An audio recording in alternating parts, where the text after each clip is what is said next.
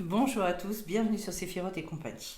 Nous voici ensemble pour démarrer cette année 2023 et je vais avoir à cœur cette année de vous accompagner pour vous donner finalement le plus de soutien possible pour être à vos côtés sur les différentes énergies qui se présentent au fur et à mesure et au fil de l'année. Sur ce démarrage et sur cette première semaine, ce qui est très intéressant, c'est que je ressens au travers de ces cartes-là le désir profond d'aller chercher un très très grand épanouissement. Déjà ici en dos de deck, j'ai donc un 8 de terre qui correspond à l'abondance, à la plénitude. Donc comment est-ce que je peux aller combler tous mes besoins, rechercher aussi, ça concerne aussi bien le fait d'être en bonne santé, de trouver sa place également, parce qu'on est vraiment dans l'ancrage là. Et donc, comme si cette année 2023 s'ouvrait sous les auspices vraiment comment est-ce que je vais aller saisir toutes les opportunités. Il est bien question de ça, parce qu'au cœur du tirage, j'ai un as de pentacle, on va y revenir. Et donc, pour ça, il y a une porte à passer au travers donc de cette lettre Dalet. Le Dalet, c'est la 4e lettre de l'alphabet hébraïque qui est une porte à proprement parler. C'est par où je dois passer, quelque chose que je dois ouvrir, donc finalement un seuil à franchir, un pas à faire, en sachant que ça nécessite une certaine prise de conscience, puisque c'est aussi la lettre du date, une lettre qui demande de partir beaucoup de là où on en est, d'être dans une grande acceptation de sa réalité. Et ça ne veut pas dire qu'on veut rester là où on est, on veut avancer, mais il n'empêche que, voilà, à partir d'où est-ce que je pars? Maintenant, les trois cartes dans l'esprit général des choses, je commence par la carte du fou. Bon, c'est une carte que j'aime beaucoup parce que c'est une carte d'aventure. Donc finalement, et pour moi c'est une carte très exigeante parce qu'elle nous demande de regarder les choses avec euh, des yeux neufs, des yeux qui sont obligés en fait de remettre en question ce qu'on fait ou comment on fait les choses. C'est la carte en fait du personnage qui est le plus libre de tous. Le mât n'a pas de numéro dans le tarot de Marseille et il incarne vraiment le changement, la liberté. Il y a un côté voyage aussi, accepter finalement le voyage de la vie, rechercher son essentiel. Enfin bref, c'est l'incarnation de cette liberté. C'est émouvant en fait d'ouvrir cette année et de l'ouvrir avec cette carte-là, parce que dans le positionnement, c'est déjà un éveil de conscience qui est extrêmement élevé, qu'on nous demande de faire, et d'aller vraiment vers notre essentiel. Le mât, c'est quelqu'un qui a une grande ambition, et cette ambition, c'est de profiter au maximum de sa vie pour faire finalement toutes les missions, tout ce qui s'était promis, tout ce que son âme s'était promise de faire, hein, puisque quand on s'incarne, notre âme, elle s'engage quelque part, elle vient avec beaucoup de courage, avec beaucoup d'investissement pour accomplir ce qu'on appelle des réparations, des tikkunim. Et donc voilà, ça ouvre et ça commence très très fort. Et derrière, la carte du valet de feu, c'est toute la posture de quelqu'un qui est inexpérimenté encore, puisque le valet est le premier des personnages, c'est un personnage qui incarne la jeunesse. Dans le domaine du bâton, donc de la créativité, eh bien, il s'agit là d'oser, d'essayer avec beaucoup de simplicité et d'avancer dans la direction qu'on aura pu choisir, avec une énergie presque instinctive, presque animale. Donc en fait, il s'agit beaucoup d'agir énormément, de peut-être beaucoup moins se poser de questions dorénavant, et puis oui, c'est un pas vers l'inconnu, ça complète parfaitement la carte du fou.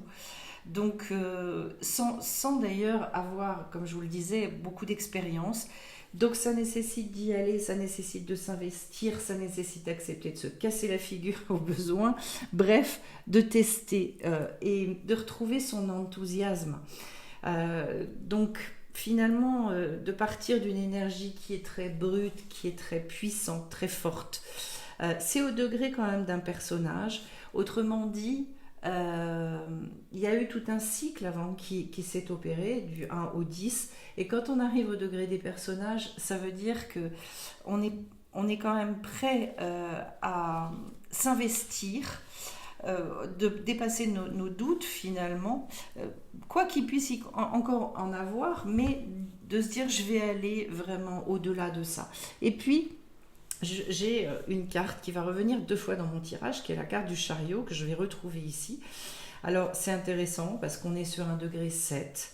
Et donc, à l'image donc, de cette année 2023, je dirais dans le temps accepté à peu près par tout le monde, pas par tous, hein, ceci étant, mais voilà, en tout cas au niveau du monde occidental, cette carte du chariot, arcane majeur, énergique s'il en est, puisqu'on est bien sûr un côté actif, très très actif, de toute façon comme dans tous les degrés impairs, mais ici on va reparler de voyage vraiment, donc le fait de bouger, le fait de sortir finalement de ces lignes, du connu, c'est une capacité à reprendre les rênes de sa vie qui est extrêmement puissante. Donc pour ça, il y a des actes décisionnaires qu'on va retrouver d'ailleurs avec la carte de l'amoureux ici. Le fait d'être dans un vrai face-à-face avec soi-même, avec la vie, et puis d'y aller, d'avancer, quoi qu'il en soit. Donc l'inverse de cette carte-là, c'est la mise en retrait, mais là je pense que c'est sur cette année 2023, c'est exactement l'inverse de ce qu'on nous demande. C'est aussi une carte qui parle de la possibilité d'accomplir ce qui n'était pas possible avant. Et donc qui annonce en fait et qui vient corroborer ce vide de terre dans le fait de se dire il y a des richesses à aller cueillir, il y a de l'abondance à aller rechercher. L'abondance, elle est là. Le tout, c'est de pouvoir la recevoir, c'est de pouvoir aller avoir suffisamment cette ouverture. Et en fait, au travers de la lettre du Dalet, c'est ce qu'on nous dit. On a un cap à franchir, on a une porte à passer, parce qu'en fait, recevoir, c'est loin d'être aussi facile que ce qu'on pense.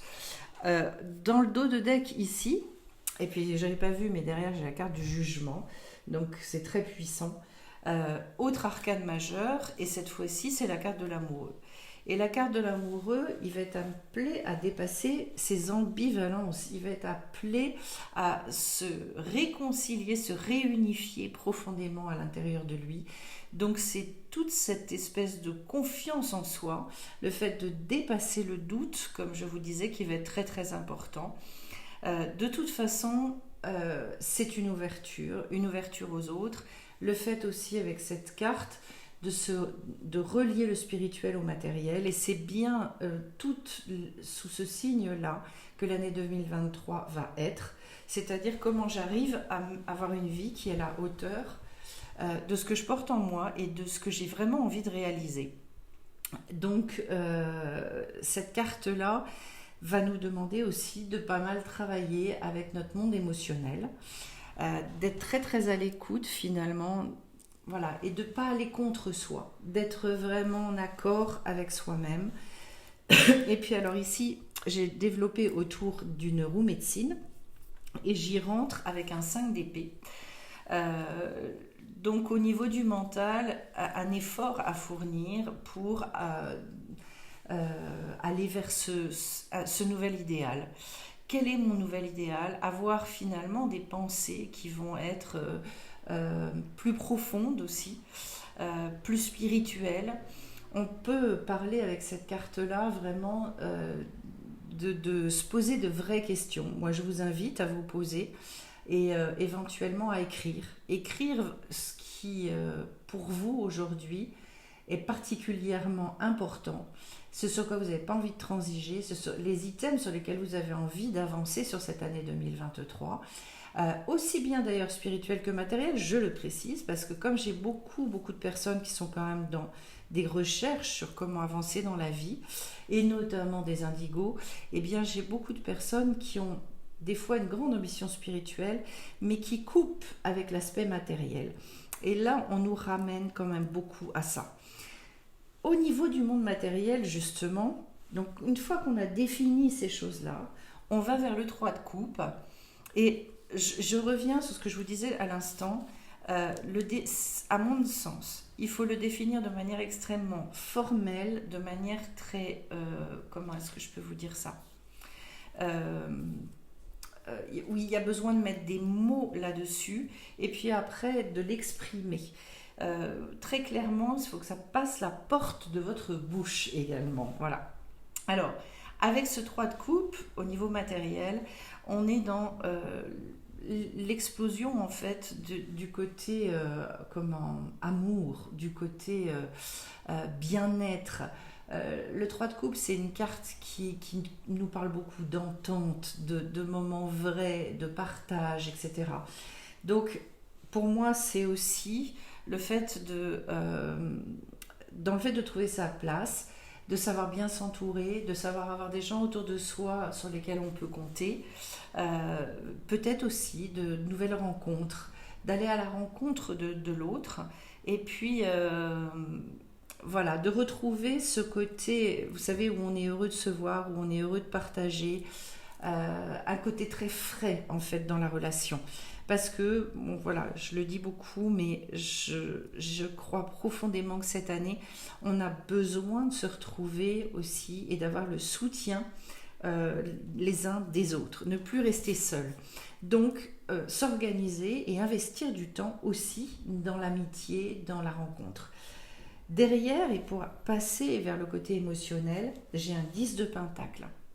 Le 10 de pentacle, il va toujours concerner les moments importants de la vie où on change vraiment la manière dont on gère les choses. Et donc, d'ores et déjà, c'est presque une réorganisation de vie dont il est question ici. Ça peut concerner des choses beaucoup plus costauds, hein, comme des déménagements, comme envisager en fait des... Comment est-ce que je peux le dire, des gros changements de vie. C'est-à-dire, et bon, ce que j'entends ici aussi, c'est surtout ne pas se laisser, ne pas se limiter finalement dans les ouvertures et dans le type de choses qu'on peut mettre en œuvre. Euh, voilà, essayez d'écouter où est-ce que ça vous parle, cette chose-là, à quoi ça fait appel pour vous et où est-ce que dans votre vie vous ressentez ce besoin assez intense de réorganiser, de remettre les choses en place pour être plus heureux, tout simplement, pour plus profiter de la vie. Ensuite, au niveau émotionnel, et vous voyez que c'est intéressant parce que je retrouve de l'épée, comme si on nous disait besoin aussi de retrouver un monde émotionnel qui est équilibré, et pour ça, de se servir d'un côté qui va être beaucoup plus mental. Alors très clairement, ça peut vouloir dire aussi de traiter en fait les émotions avec un certain détachement, avec un certain recul, pour arriver je dirais, à surfer sur ces émotions. Avec cette carte-là, il est question de se libérer de toutes les pensées destructrices. Et le monde émotionnel est bien sûr à l'origine de tout ce qu'on peut entretenir. Pour une grande part, en fait, ça vient de lui. Donc, le fait de l'avoir à ce niveau-là, ça veut dire qu'il y a certainement des émotions à travailler, des émotions qui, une fois traitées, peuvent vous redonner en fait cet équilibre, un esprit beaucoup plus positif pour avancer. Je vous dirais, et là ça me parle plus de travailler sur du nettoyage, sur de la purification, etc. Pour se débarrasser définitivement de certaines choses. Mais ce que je ressens dans ce tirage qui est assez puissant, c'est le fait de définir, de se donner des objectifs très très clairs sur ce que vous souhaitez, sur ce que vous désirez, pour pouvoir mettre en œuvre derrière. J'ai ensuite, et là je retrouve de la coupe, avant d'arriver donc au mental, avec un roi de coupe. C'est là, pour moi, le personnage qui incarne la voix du cœur, mais justement dans un grand équilibre. Donc ça peut parler d'être attentif à soi, d'avoir des périodes de méditation, de contemplation, le fait de pouvoir aller se promener, être en contact avec la nature en tout cas, de se réserver des moments pour revenir et travailler en fait, mais de manière très active, sur le fait de conserver un équilibre au niveau émotionnel. Le roi de coupe, pour moi, est celui qui permet en fait à l'être humain de retrouver cette harmonie intérieure. Et quand on est bien avec soi, on arrive finalement à être bien dans toutes les situations quasiment. Voilà, le tout c'est d'être très en accord avec soi. Derrière, au niveau du mental, j'ai le magicien. Comme si justement au niveau du mental, il y avait un espèce de reset à faire. Quelque chose où vous avez besoin de... Il y a certainement des guérisons, des choses à éliminer pour pouvoir repartir avec des outils constructifs, positifs, un mental qui peut oser, enfin, se permettre d'envisager, d'imaginer de nouvelles choses. C'est la fougue de la jeunesse, donc un mental très costaud, très puissant. Quand je vous disais tout à l'heure, éradiquer les doutes, oui, ça signifie du coup par ricochet de se reconnecter à ce qu'on appelle l'arbre de vie, puisque en face de l'arbre de vie, vous savez que voilà, dans la tradition hébraïque, il y avait deux arbres, je veux dire, dans le jardin. Il y avait d'un côté l'arbre de la connaissance, donc du bien et du mal, qu'on appelle aussi l'arbre du doute, et en face l'arbre de vie.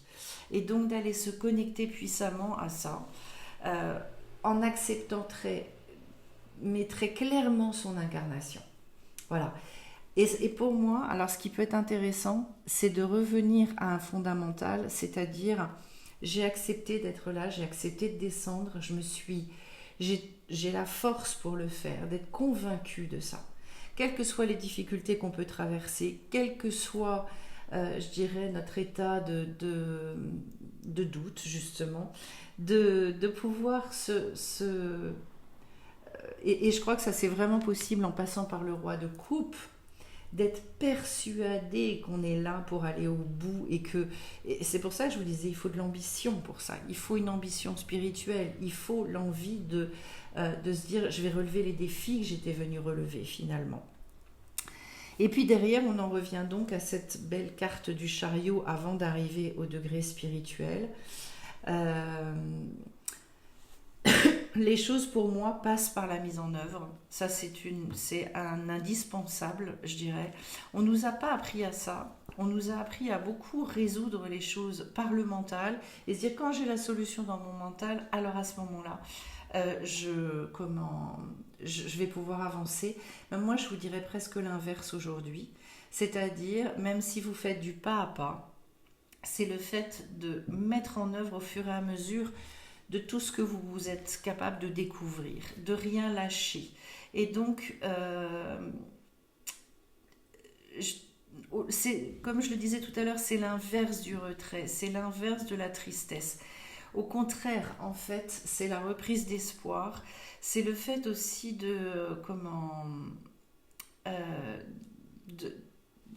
je dirais peut-être aussi d'apprendre à se pardonner pour certains d'entre vous, d'aller vraiment vers une belle réconciliation, puisqu'il est question de ça aussi, avec les deux chevaux que vous retrouvez d'ailleurs dans les deux jeux, les deux parties de notre être. Donc peut-être, quand on parle d'acceptation, s'accepter tout entier et voilà, j'avance, je fonce vers mes objectifs. Au niveau spirituel, j'ai un 7 de bâton qui est une carte de grande ouverture. Donc s'ouvrir spirituellement, c'est consacrer du temps pour qu'on puisse justement se connecter à cette lumière, à la lumière de l'âme, pour aller vers la réussite, pour aller vers le succès, pour se mettre à son service, à soi en fait. Le plus beau cadeau qu'on puisse se faire, c'est justement de laisser la lumière de notre âme s'épanouir, s'ouvrir, et que toute notre créativité, on puisse la mettre au service de notre vie. C'est ce qui m'intéresse, d'ailleurs on est encore sur un degré 7, c'est une position d'affirmation qui est quand même très très forte, avec la conscience en fait de qui vous êtes, de ce pourquoi vous êtes venu.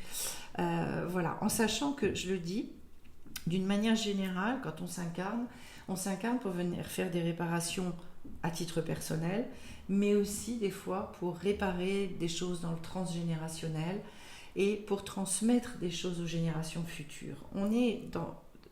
Tous, on est des maillons d'une grande chaîne, et donc on est dans une espèce de continuité, qu'on le veuille ou non.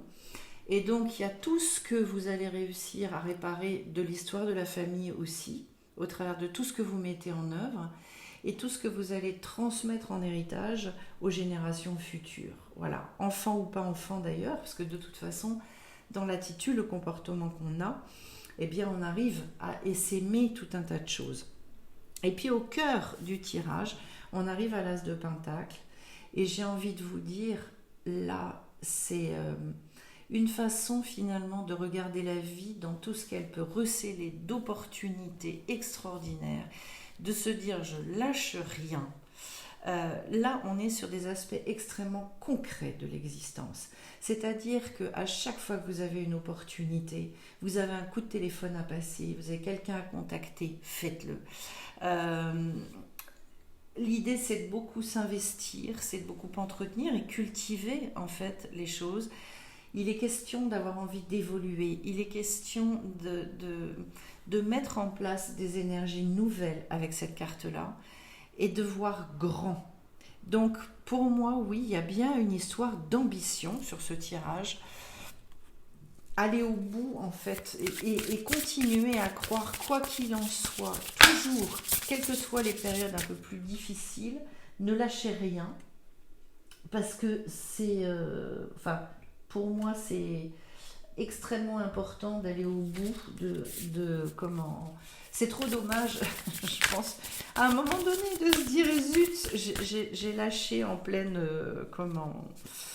J'ai lâché alors que finalement, j'aurais pu aller au bout. Les regrets, c'est sur les regrets de ce qu'on n'a pas fait, c'est pas les regrets de ce qu'on a fait. Donc... présence lumineuse et rencontre transformatrice. Alors je vais commencer, je vais aller vérifier donc, et en dos de deck j'ai possibilité infinie. Sur affabulation et mensonge, il est dit en fait dans le fait de dissimuler la vérité afin de manipuler et de contrôler une situation. C'est intéressant parce que en fait la manipulation, notre manière de manipuler les choses, c'est effectivement parce souvent on a peur et donc on veut rester dans cette espèce de toute puissance, alors qu'on nous parle aussi de communication basée sur la peur, de créer un récit derrière lequel on se cache. Donc toutes les pseudo-impossibilités, les pseudo... il faut vraiment passer au-delà de nos peurs, ne pas se laisser influencer et apprendre à communiquer de manière extrêmement authentique avec cette carte-là. C'est intéressant dans la mesure où ça va bien avec cette carte du chariot. Pour moi, le chariot, c'est une personne qui est extrêmement entière. Donc, on vous dit de chercher, d'exiger la vérité aujourd'hui. Même s'il y a un prix à payer, voilà. Accepter aussi sa vulnérabilité, parce qu'en fait, on vous dit le dicton qui prime sur cette carte-là, c'est la vérité vous libérera. Et c'est cette liberté qui justement nous amène à vivre sans entrave, sans nos enfermements. Et on recherche tous ça, faut pas croire. On recherche tous ce moment où on se sent libre de vivre comme on a envie de vivre. D'ailleurs, les jeunes aujourd'hui sont beaucoup là-dedans. Derrière, j'ai la présence lumineuse. Et vous voyez que c'est un peu redondant parce qu'il est question d'expression de soi sans filtre ni masque, d'une communication qui est parfaitement authentique, d'être fier de qui l'on est et de briller dans le monde, et de refuser de se limiter pour être accepté. C'est ça va parfaitement avec la carte du fou, avec la carte aussi du valet de feu. Là, il y a vraiment un besoin pour moi aujourd'hui d'incarner cette chose-là, et plus on sera nombreux à le faire, et plus ça donnera des idées aux autres, et plus ça nous amènera à cet épanouissement qu'on recherche tous. L'autre chose très intéressante, donc j'ai les rencontres transformatrices, c'est que la vulnérabilité devient force avec cette carte-là.